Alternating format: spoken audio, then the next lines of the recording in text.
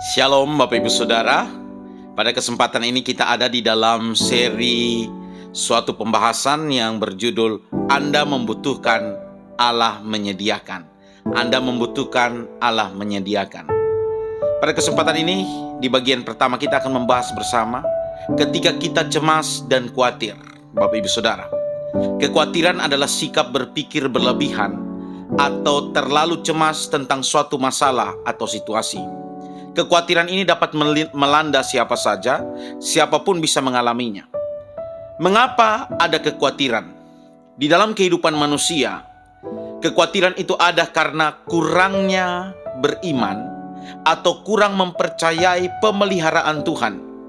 Sehingga kekhawatiran itu merupakan penyangkalan diri manusia dan ketidakpercayaan manusia secara terang-terangan bahwa Allah tidak mampu atau tidak ingin menepati janjinya. Maka Bapak Ibu Saudara, Alkitab melarang kita untuk janganlah kamu khawatir. Ya. Ingatlah Bapak Ibu Saudara, menghadapi kecemasan atau kekhawatiran, kekuatan kita orang percaya hanya ada yaitu ketika firman Tuhan itu melekat baik di dalam hati dan pikiran kita untuk melawan semua serangan kecemasan dan kekhawatiran.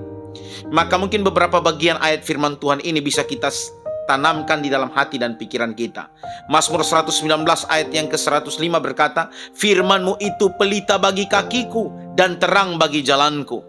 Di ayat yang ke-130 berkata, bila firman tersingkap, firman Tuhan dibukakan, firman-firman-Mu memberi terang, memberi pengertian kepada orang-orang bodoh. Betapa penting peranan firman Tuhan di dalam hidup kita, Bapak Ibu Saudara.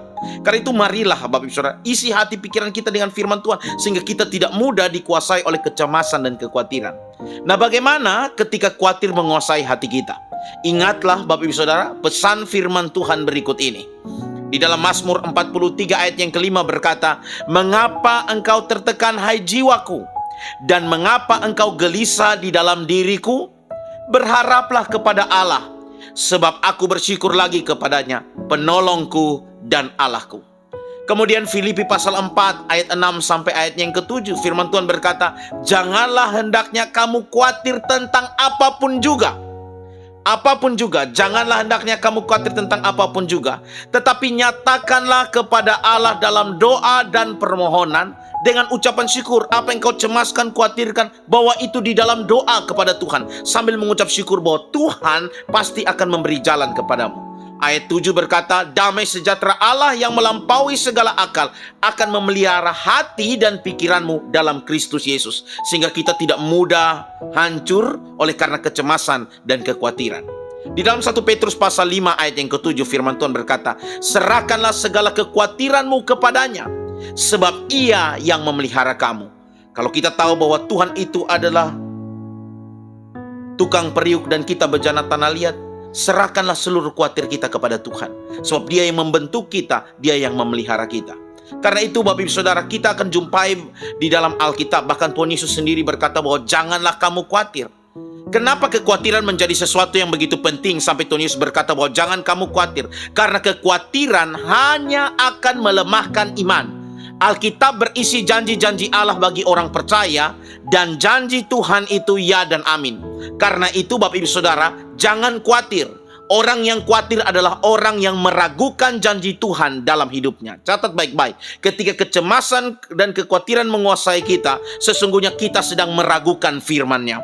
Percayalah Bapak Ibu Saudara bahwa kita tidak pernah sendiri, ada Tuhan yang akan memelihara hidup kita. Maka serahkanlah seluruh masa depan hidupmu, pergumulanmu ke dalam tangan Tuhan, karena ada Tuhan di sana. Ya, Tuhan ada di dalam masa depan kita, masa depan anak-anak kita. Tuhan tahu yang terbaik bagi kita, dan Dia akan menyatakan ya perkara-perkara yang baik yang telah Dia rancangkan bagi kita, bahkan yang terbaik Dia berikan kepada kita.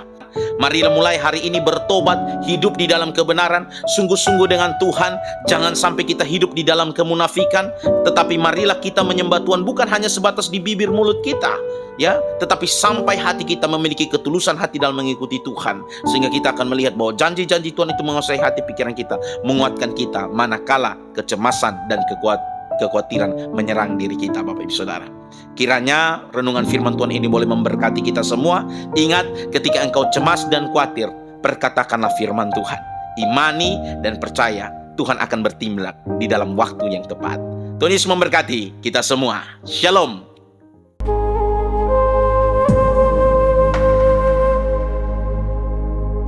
Yang ingin mengambil bagian dalam pelayanan ini dapat mendukung dengan menabur bagi pekerjaan Tuhan.